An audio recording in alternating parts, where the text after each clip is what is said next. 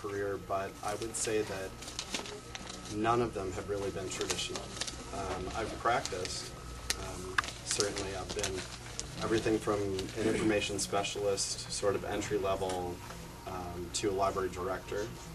And I've worked in a lot of different special libraries. I would say that was always my focus, even from when I went to library school, which I did at the University of Buffalo in New York. And right from the start, I knew that I wanted to work in a special library. So I worked with Karen Kreutzmann-Rezik, who recently ran for treasurer, you probably all recall. And I'm listening. Okay. So she was really my mentor, and I was in a non-traditional library setting, corporate setting, and I guess what you would sort of call an embedded librarian, which you hear a lot about from Mary Taylor. So that's how I started out, and from there I went to. I was recruited from there actually by another company that wanted someone to start a business intelligence group unit within their company, and it was a small medical device manufacturing company. So of course, you know, like we've all had to do many times. No, they sought you out? You didn't seek them out? No. That was what, in the 80s? No, it was in the 2000s. How did they know you? It was the late 90s. How did they know you? How did they know you? SLA. I did a lot of networking right from the time. I think I belonged to SLA officially before I started library school, and so that would have been, I don't know, about 15 years ago. And so I did a lot of networking, a lot of it. And to be honest with you, because I know that you were kind of thinking that was a strange thing, I can tell you that 15 years later, I've never applied for a job. Oh, wow. Because you do networking. That's what you're doing here tonight, and that's... How do you recognize a proposal? How do you recognize it versus... They always say, oh, give me a call, or let's talk after this meeting, or do you have a minute to go up to the bar and chat, or, you know, Chris is thinking, wait a minute, I've gotten lots of proposals. What corporation were you with? Well, I was with Kerbel Electronics, After X Testing Labs, which is where I worked with Karen. I worked with her for about a year. And then I was recruited by Kerbel to start a business intelligence group. And I did. I started that. It was a small medical device manufacturer, and I started a fully functioning business intelligence group, you know, LexisNexis alerts and all that good stuff. We had a staff, we had practicum students come in, you know, that volunteered and learned with me just like I learned with Karen.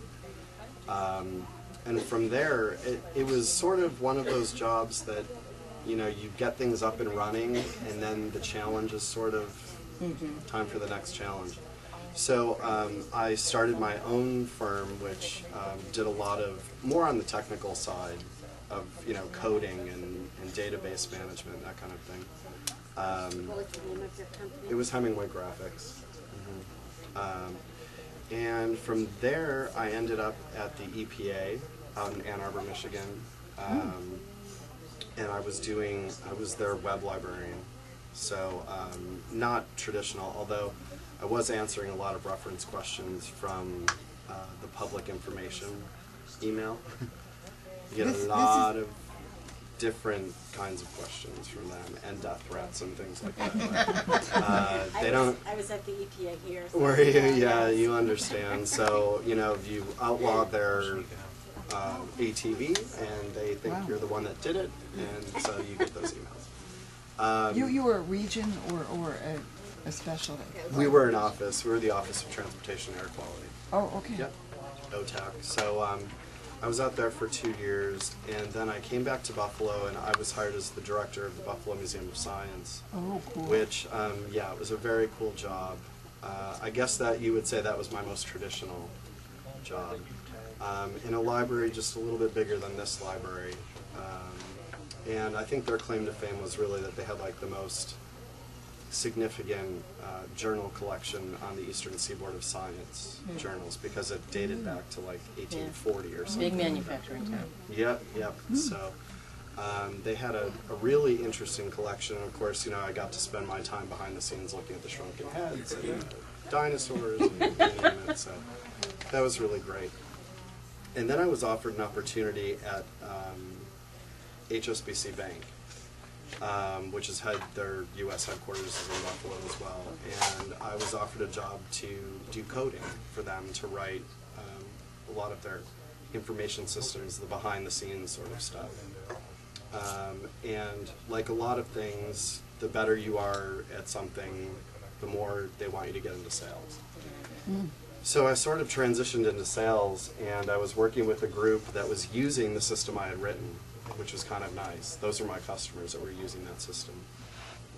And so in a very roundabout way, I started to approach the period where I was kind of getting away from the library world, to a point where I thought, if I don't go back, I'm not going to go back. So during that whole period of time, I was at ALA or SLA annual every year.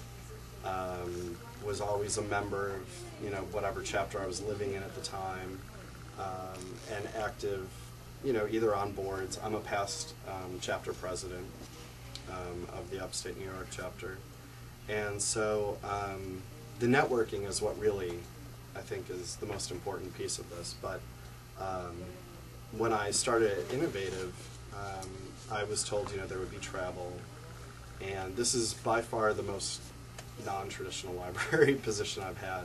I'm not answering reference questions, but because I have worked in so many different kinds of libraries, I'm going into libraries and I'm working as a consultant to help people with their workflow, how our system, they're all existing customers, by the way, so there's not, that relationship piece is already there. So you appear to be mid-career. Mm-hmm. You're peaking. You've probably Right. reached to. What do you do when you're mid-career and you're? What else is there to do? Do you switch careers or? No, I think this was sort of the evolution of my career at this point. I think all the foundation had been laid by doing all of these various different jobs. Karen had always said to me, well, when you get out of library school, just bounce around and see what you like to do, and sales is what I like to do. I like coming to these events. I like talking with people. I was never going to be a cataloger. I was never going to, I writing code for that year that I was doing at the bank was really hard for me, because I don't want to be behind You're talking about HTML code? right, code, DBase, things like that. But it was always hard to sit behind the monitor for 8 hours and not be walking around and talking to everyone else in all the other departments. Yeah. So this sort of was, just kind of the natural evolution of my career. At this point. So you don't have a plan. You don't say in 5 years I want to be. I do. I was always that person that planned out 5 years. Okay. And I always. What's that? And you never follow through on it. No, for the most part, it worked out just the way I planned it, eerily enough. And so I am one of those people. This particular job is something I can do for a while. But as the email said today, and Anne's been there too, I mean, we travel a lot. And so I'm traveling probably 70%. And I think for the month of April, the only time I was home is when I saw you at Computers and Libraries. And, that's something that you have to talk with your spouse or partner about, and you have to decide. When I was offered this job, it was a major consideration,